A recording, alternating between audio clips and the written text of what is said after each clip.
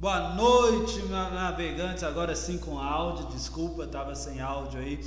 Boa noite, navegantes da página Hora da Democracia. Bem-vindos a mais um especial Eleições 2020, Eleições Brasileiras 2020. Hoje nós vamos falar, vocês viram aí, né, um trecho de um documentário sobre a origem, a formação do Partido dos Trabalhadores, e hoje nós vamos falar sobre o Partido dos Trabalhadores, né, e a importância desse partido na história da democracia recente brasileira, quais são as perspectivas deste partido para 2020 e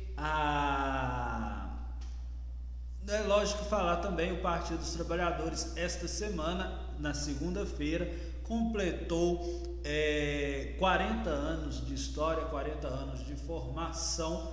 Eu nunca escondi de vocês, meus seguidores, apesar que essa página não tem este propósito partidário, mas óbvio, né, como é uma página de política e é uma página progressista, é óbvio que entra na discussão todos os partidos políticos do âmbito progressista, mas essa página não é exclusivamente de um partido, mas eu nunca escondi de vocês a minha filiação ao Partido dos Trabalhadores, ao partido que eu sou filiado. E o especial Eleições Brasileiras 2020 de hoje é sobre o Partido dos Trabalhadores, justamente porque ele completou 40 anos, é um partido do âmbito progressista que conseguiu na última década eleger dois presidentes consecutivos e a primeira presidenta mulher do Brasil. Então, é um partido relevante, extremamente relevante para a história da democracia brasileira, para a história recente da democracia brasileira, e é impossível não pensar sobre democracia sem falar sobre o Partido dos Trabalhadores. Então, hoje nós vamos falar aqui sobre o Partido dos Trabalhadores. Primeiro, falar sobre a história do Partido dos Trabalhadores, né? O Partido dos Trabalhadores, como vocês viram aí no pequeno trecho de um documentário sobre a origem do Partido dos Trabalhadores, ele surge justamente ali no final da ditadura militar, na década de 80, 1980, precisamente em 1980, como uma organização, primeiramente dos trabalhadores do ABC, do ABC paulista, das indústrias, principalmente metalúrgicas e automobilísticas da região de São Paulo, da grande região de São Paulo, e essa organização de trabalhadores em greve e em luta por direitos trabalhistas negados e restringidos ao extremo pela ditadura militar, se organizam para formar, ali já naquele momento que se inicia a discussão por uma redemocratização do país, pela saída da ditadura e a volta da democracia, surge de forma original, de forma importantíssima na luta daqueles trabalhadores por melhores condições de trabalho, o Partido dos Trabalhadores, formado em 1980, com o seu registro oficial na Justiça Eleitoral em 1981, é um partido de extrema importância neste momento de transição para a redemocratização. É como eu tenho o costume de dizer, e eu já disse isso em outra live aqui para vocês, o Partido dos Trabalhadores é, neste período de redemocratização brasileira, aquele que foi de forma mais constante em sua ideologia, no que ele defende, nas suas propostas, nas suas bases, na sua conexão com a sociedade, nas suas propostas para a sociedade. Foi aquele partido, sem falar na sua originariedade ali logo recente nessa redemocratização, mas é o que ao longo desses últimos anos ficou de forma mais constante na história dessa nova república, dessa nova democracia brasileira, dessa nova experiência pela democracia brasileira.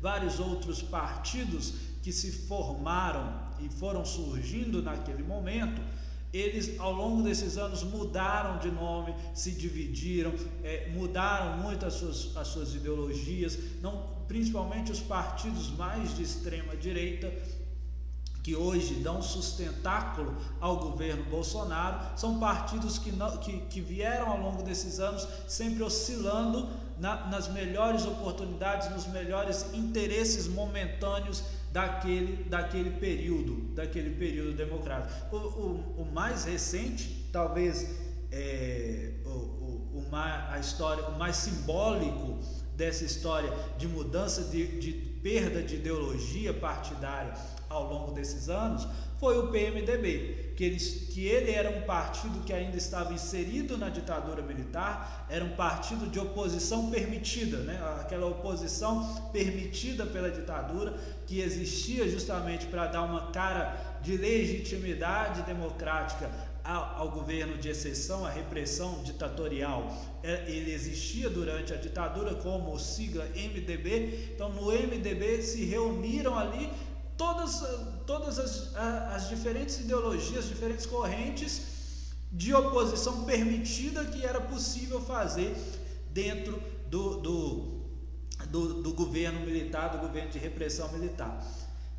Ele na redemocratização se funda como PMDB, depois uma divisão dentro do PMDB surge o PSDB, e assim dá origens a as várias outras legendas que compõem este momento de redemocratização.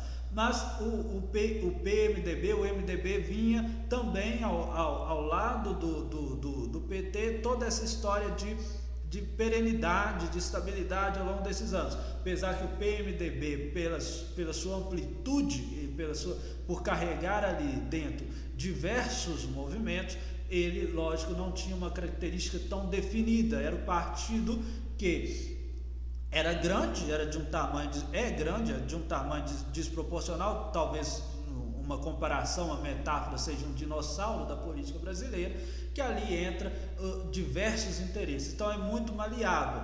Em determinado momento ele se alinha com a esquerda, se a esquerda tiver no poder; em outro momento se alinha com a direita, se a direita tiver no poder. Ele pode atender às diversas ideologias que estiverem presentes naquele momento político do Brasil, né? Em determinado momento o PMDB foi aliado também do PT durante todo o governo PT, né? Até romper com o PT e dar realmente o golpe contra a presidenta Dilma Rousseff em 2015. Mas tirando isso, hoje o que eu queria mostrar, dando esse exemplo do PMDB, é que ele se desnaturou tanto que ele volta ao período ditatorial. Ele simbolicamente nos remete ao período ditatorial. O primeiro mais simbólico dessa remissão deste momento do Brasil ao período ditatorial, que o PMDB tira o P e volta a ser chamado de MDB, que era uma coisa simbólica, mais simbólica desse retorno. Eu não estou aqui dizendo que nós retornamos completamente ao período da ditadura militar. É óbvio, nós estamos em outro momento, nós estamos em uma democracia, mas de forma simbólica, simbolizar esse retrocesso momentâneo e pontual deste governo aquele período ditatorial, é justamente o nome do MDB. Então, diferente de todo esse conjunto partidário que não se manteve ideologicamente coerente ao longo desses 30, 40 anos de período de redemocratização, o PT se manteve estável em sua ideologia. É lógico que ele sofreu diversas mudanças de sua origem, mas estável em sua ideologia e na pauta daquilo que defende, desde a sua formação ligado aos movimentos operários, aos movimentos dos trabalhadores, aos direitos dos trabalhadores, e aqui aos direitos dos trabalhadores de forma ampla. Lógico, quando ele chega ao poder, ele não pode ficar restrito a defender uma bandeira, um direito de um segmento da sociedade. Ele está no poder de um país inteiro, composto de diversos segmentos societários, sociológicos. e ele tem que abarcar, enquanto governo do país, todos esses movimentos. Mas de forma ideológica, ele mantém essa raiz ligada aos movimentos sindicais, aos movimentos operários, e ao assumir o poder, dá uma agenda de projeto de esquerda, dá uma agenda de projeto de esquerda no Brasil que até então não existia dessa forma. Existia uma construção precária de atendimento, sempre existiu essa construção muito precária, assistemática e desvinculada de projetos de Estado contínuos de direitos sociais e direitos dos trabalhadores. Não estou dizendo aqui que o PT foi originário, o PT criou o mundo do nada.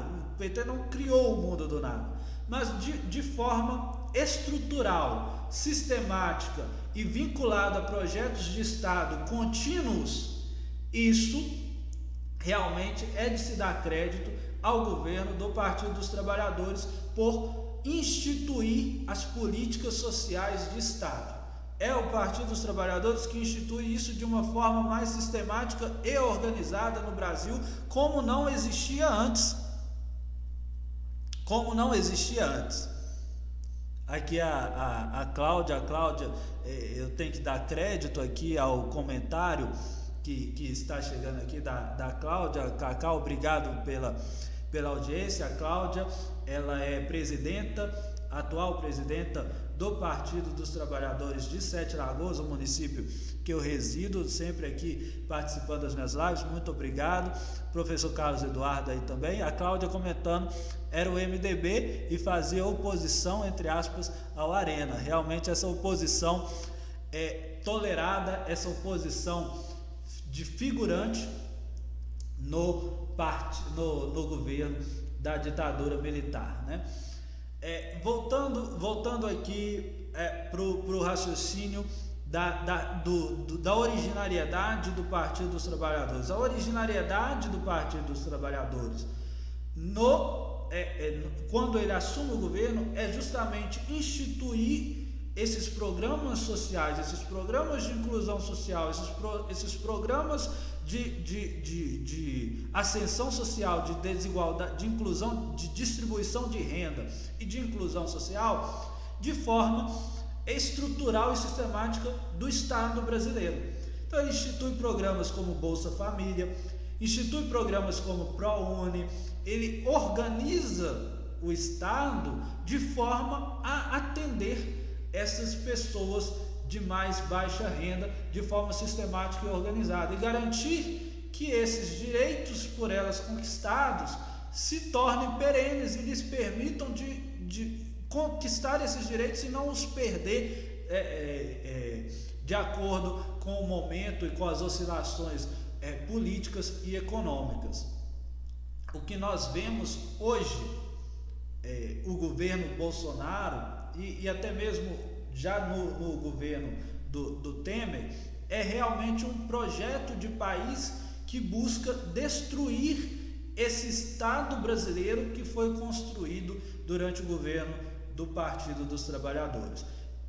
E isso é muito grave, porque ao invés de dar continuidade, eu não pretendo dizer, e é óbvio que em uma democracia ninguém nunca ia dizer um absurdo desse, que o Partido dos Trabalhadores se perpetuasse no poder sem renovar a sua legitimidade política, sem que ele tivesse o apoio e a aprovação ali na urna, na eleição, referendo dos eleitores. Não é isso, mas eleger um discurso de campanha e um projeto de governo que foi claro e aberto, que iria destruir tudo o que foi construído no governo anterior, é um risco gigantesco a essa construção de sociedade que nós vimos fazendo. Como eu disse, o PT não construiu do nada isso, ele teve também se fundar em construções que foram conquistadas ao longo de toda a história brasileira, mas eleger um governo que pretende realmente romper com isso que foi construído, simplesmente por uma rixa e rivalidade política das conquistas do governo anterior, para retroceder a períodos que essas garantias de direitos sociais não eram estruturadas dentro das instituições do Estado, é um risco à democracia. E é um risco à democracia porque semana passada nós discutimos aqui com vocês sobre o estado da democracia brasileira, discutindo até uma pesquisa do Instituto da Democracia mostrando como que os brasileiros têm uma baixa noção, uma baixa coerência sobre aquilo que eles percebem como direitos. Eles percebem como democracia e são até mesmo favoráveis a regimes democráticos, mas entendem como democracia aquela visão precária, superficial, de que democracia é simplesmente eleger seus representantes, eleger deputados, eleger presidente de tempo em tempo, e não tem aquela consciência, aquela conexão com direitos conquistados, com direitos sociais, com direitos trabalhistas, com direitos individuais, com direitos liberais propriamente ditos. Eles têm essa visão precária sobre essa conquista de direito. Então, uma sociedade que se funda em concepções e ideologias de direito tão precárias, eles tendem a ter esses governos que se elegem com discurso que irão romper com todas as conquistas de direito que vieram ao longo dos tempos. E isso é um risco à democracia, porque democracia não é simplesmente eleger aquelas pessoas que nós queremos que nos represente, mas eleger essas pessoas que nós queremos que a maioria quer que os represente, mas que estejam vinculados a um projeto de Estado mais constante e que garanta a participação de todos, não só daquela maioria momentânea que se formou naquela eleição para elegê-los. Então, em 2018 teve uma maioria momentânea que se formou no Brasil para eleger Jair Bolsonaro presidente do Brasil, mas ele não pode, ao ser eleito, ter um governo que simplesmente se dirija a essa maioria momentânea e esqueça toda aquela estrutura de Estado que se construiu para atender todos os cidadãos brasileiros. E é justamente isso que está acontecendo. Ontem mesmo teve grande repercussão aí nas redes sociais o pronunciamento do ministro da Economia, Paulo Guedes, falando sobre o dólar alto. Aqui na página eu até mesmo postei aí para vocês alguns comentários sobre aquela fala absurda do ministro da Economia, dizendo que o dólar alto é bom porque a empregada doméstica estava indo muitas vezes para a Disney e ela tem que conhecer as belezas brasileiras, né?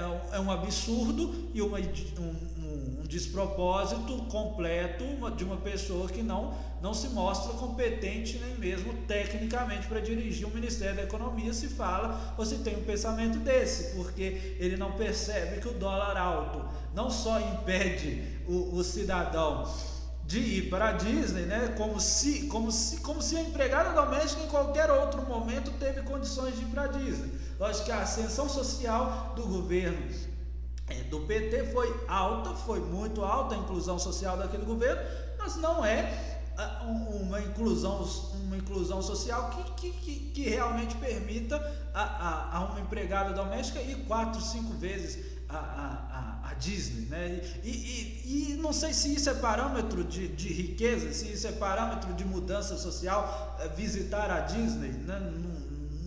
Não fazia sentido nenhum a fala do ministro, nem para criticar o que existia no governo PT, nem para defender o dólar alto, porque o dólar alto ele repercute no valor dos insumos, no valor do petróleo, no valor da gasolina, que também está alta, que repercute em todas as condições de mobilidade urbana, seja interna ou externa, de qualquer brasileiro de baixa renda. Então não é o dólar baixo ou o dólar alto que vai, não é o dólar alto que vai permitir o Brasil, como se isso fosse uma questão de escolha, aquele brasileiro de baixa renda visitar Foz do Iguaçu, né? Não faz sentido nenhum, não tem coerência lógica nenhuma, é um absurdo completo. É mais uma fala que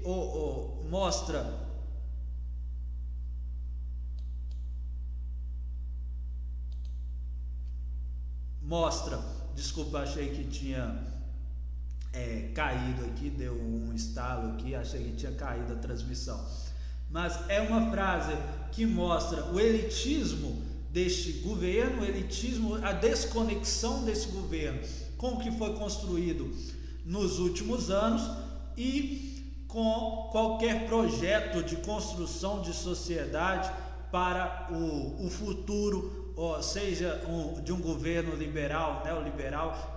Não é um governo liberal. Eu insistia com as pessoas isso durante a campanha. Não é um governo liberal, eles nem sabem o que é liberalismo. Até mesmo que pessoas ligadas ao liberalismo criticam enormemente esse governo. É um governo que a gente percebe a cada dia mais, é um governo da pura ignorância, da pura incompetência, até mesmo dentro da sua própria ideologia.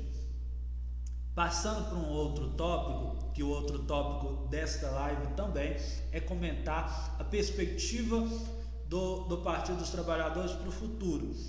E recentemente o Partido dos Trabalhadores divulgou na primeira reunião da sua nova executiva, que se elegeu agora 17 de janeiro, uma nota, uma resolução sobre as possibilidades de aliança para as eleições municipais de 2020. O que ficou claro no anúncio da Executiva Nacional do Partido dos Trabalhadores? Que o propósito é construir alianças para lutar, para fazer oposição mesmo, fazer frente mesmo a todos os partidos que sustentam, todos os partidos ultraliberais de extrema direita que sustentam o governo Bolsonaro. Então é uma aliança, a proposta do Partido dos Trabalhadores é ser realmente oposição ao partido Jair Bolsonaro, de forma que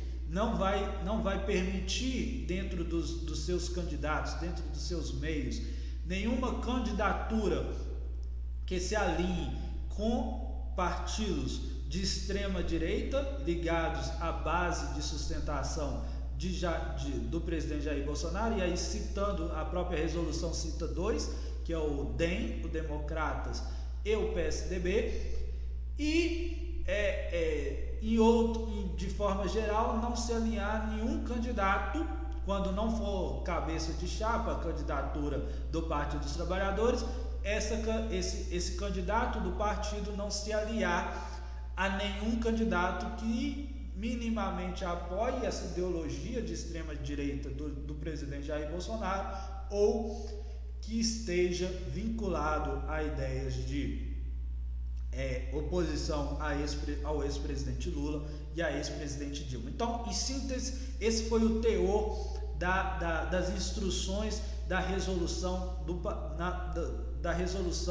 da Executiva Nacional do Partido dos Trabalhadores, né, para os seus membros se organizarem para as eleições de 2020. As eleições de 2020, as eleições municipais, elas permitem coligação para a candidatura ao Executivo Municipal, a candidatura a prefeito, mas não permitem coligação para candidaturas ao Legislativo Municipal, para candidaturas a vereador. Então, vamos dar uma olhada. Eu separei aqui alguns trechos da nota da resolução do Partido dos Trabalhadores, né? Vamos ver aqui alguns trechos para vocês verem o conteúdo da instrução da direção nacional do partido. O PT buscará construir a Frente Democrática Popular com forte participação dos partidos de esquerda, movimentos sociais e populares, setores progressistas, as frentes Brasil Popular e Povo Sem Medo, para construir a força social e popular necessária para impedir os retrocessos e derrotar as políticas do governo Bolsonaro. Coerente com esta resolução, o PT define como centro estratégico eleitoral a construção de alianças com o PCdoB, PSOL, PDT, PSB, Rede, PCO e UP, onde o PT encabeça a chapa com posições com partidos para além deste espectro poderão ser autorizadas pelo diretório estadual. Nas situações em que o PT não encabeça a chapa e o candidato seja de um partido que não integre o espectro citado acima, somente serão permitidas alianças táticas e pontuais, se autorizadas pelo diretório estadual, desde que candidato ou candidata tenha compromisso expresso com a oposição a Bolsonaro e suas políticas e não tenha práticas de hostilidade ao PT e aos presidentes Lula e Dilma. O PT nacional decide que não ocorram alianças com os partidos que sustentam o projeto ultraneoliberal, DEM e PSDB, e veta qualquer aliança com aqueles que representam o extremismo de direita em nosso país. Então esses foram trechos da resolução da executiva do PT nacional, retirados do site oficial do PT. O que a gente tem construído hoje pelo Partido dos Trabalhadores, então, é realmente fazer essa frente de oposição e buscar essas alianças com esses partidos do espectro de esquerda que se proponham a defender, a se opor às políticas de retrocesso do governo Jair Bolsonaro. Então é de importantíssima e o propósito dessa página, nós acreditamos que este ano é o ano de fazer oposição ao presidente Jair Bolsonaro, é o ano de derrotar esse retrocesso que foi instituído pelo seu governo, é o ano que nós vamos conseguir derrotá-lo nas urnas, derrotar esse projeto e começar a derrota desse projeto rumo à eleição de 2022. Nas eleições municipais, fazer ele perder esse sustentáculo nos municípios, impedir na origem o crescimento e o avanço do fascismo. Este é o ano que nós iremos colocar isso em prática. A proposta, o ideal desta página é justamente defender a frente progressista, a frente pela democracia brasileira, contra o retrocesso fascista e antidemocrático do governo Jair Bolsonaro. Então o PT se instala e inaugura uma proposta para as eleições deste ano dentro desta linha, dentro dessa frente, dessa construção de frente popular, dessa frente progressista, e busca se aliar a esses partidos que estão coerentes e condizentes com este ideal. Ali a resolução cita alguns exemplos desse partido. O interessante é que do outro lado, o DEM, ali representado pelo atual presidente da Câmara dos Deputados, Rodrigo Maia, também já anunciou que vai buscar se alinhar até mesmo com partidos que na resolução do PT são considerados alianças para a Frente Popular, para a Frente Democrática, vão buscar se alinhar a esse partido contra o PT. Então o campo que está se abrindo para a eleição de 2020 é um campo de disputa, de novo, por essa construção dessa frente democrática, dessa frente popular, para impedir agora mais avanço desse retrocesso fascista do governo do presidente Jair Bolsonaro. é bom ter isso em mente, por quê? Porque é preciso que essa construção este ano tenha bases sólidas e não acontecer o que aconteceu em 2018, que a proposta em 2018 também foi a construção dessa frente democrática, quase foi conquistada ali, se aliar ao redor do candidato Fernando Haddad, mas houve ali nessa construção dessa aliança problemas de interesses pessoais, problemas ali de egos entre os representantes dessa frente, que impediu a construção dessa frente. E aí, o que nós temos este ano é que isso seja construído em bases sólidas, que muitos desses partidos deixem para trás seus interesses pessoais, seus interesses pessoais e internos, e busquem construir essa frente democrática mesmo para impedir o avanço deste retrocesso e defender os interesses democráticos do povo. Não acontecer o que aconteceu em 2018 de jeito nenhum. É importante essa construção hoje.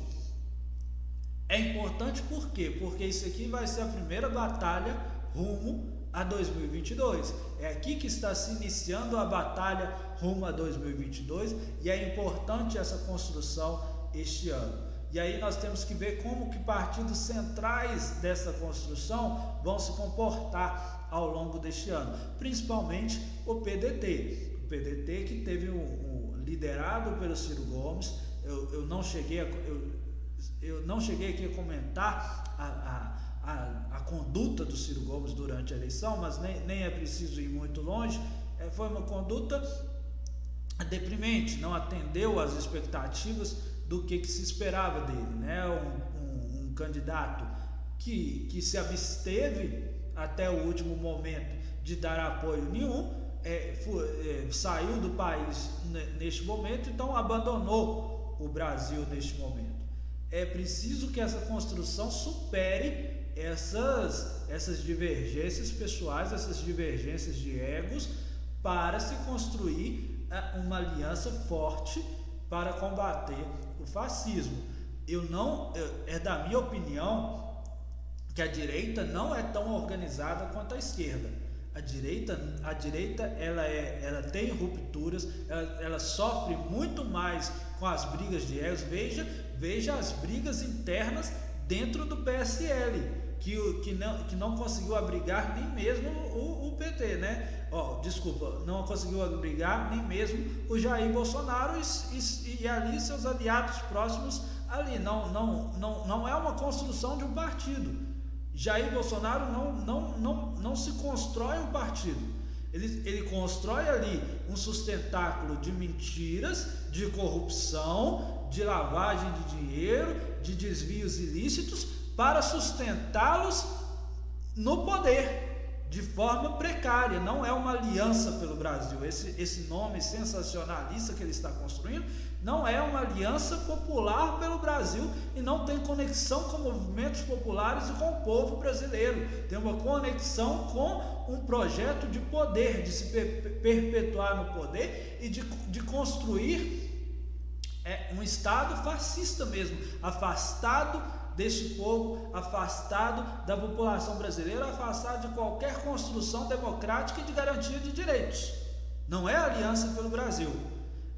Então, se a esquerda não obtiver êxito este ano, um êxito razoável, não é culpa de força ou de organização da direita, porque a extrema direita ela não tem força nem organização, ela é toda fragmentada internamente, ela se reúne por interesses individuais, interesses internos, interesses próprios e de ego, de conseguir se eleger.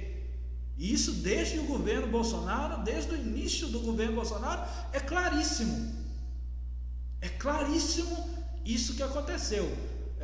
Até mesmo como o governo Bolsonaro organizou o ministério, como que foi difícil para ele conseguir organizar o ministério. O Bebiano, que foi a porta de entrada de Jair Bolsonaro para o PSL, que foi que foi o impulso oficial para a candidatura do Jair Bolsonaro, que sem ele não existiria presidente Jair Bolsonaro hoje.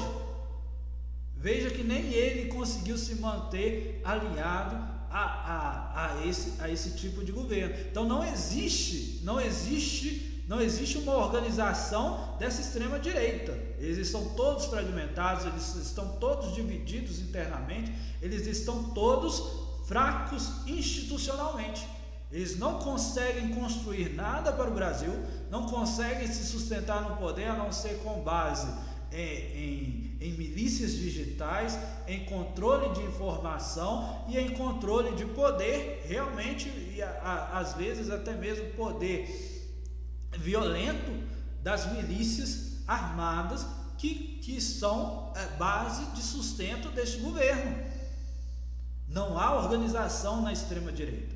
Então, se a esquerda não se organizar, não criar mecanismos para se organizar, para ganhar essa eleição, não foi por causa de força, estrutura e organização da extrema direita. Foi por falta de superação de egos e interesses próprios da própria esquerda, que não conseguiu apresentar para a sociedade um projeto coerente e um projeto eficaz de superação dessas políticas extremistas e sem conteúdo da extrema direita. Era isso que eu queria passar para vocês hoje na live. Muito obrigado pela audiência, aos que acompanharam.